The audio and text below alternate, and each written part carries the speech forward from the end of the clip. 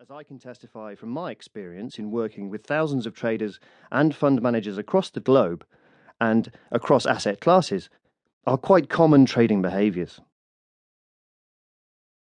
As early as 1759 in The Theory of Moral Sentiments, Adam Smith described the battle between the impartial spectator and the passions, between knowing what is right and best and the challenge of temptation and instant gratification.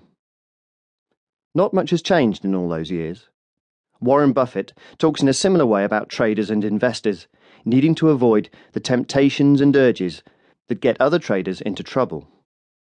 We are still fitted with the same mental software, the same brain information processing systems, and as a result, we are still experiencing the same dilemma.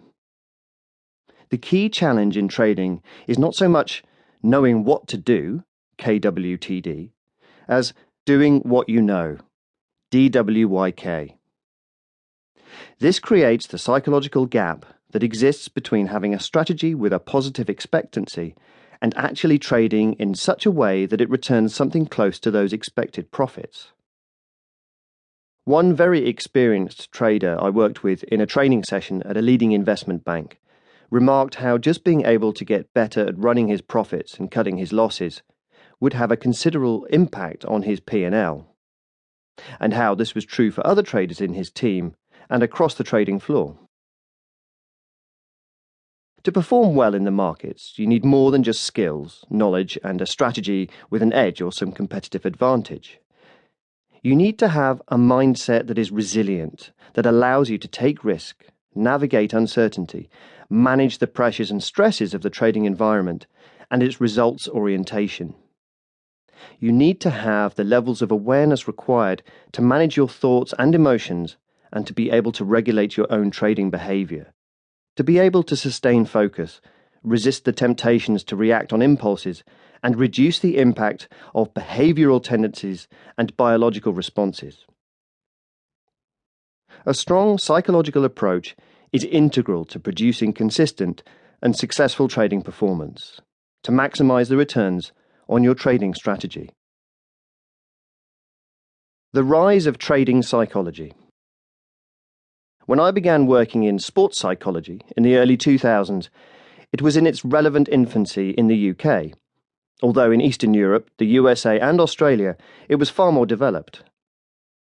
The mindset of many sports people was that sports psychology was for people who had performance dysfunction or clinical issues. It was seen as pathological.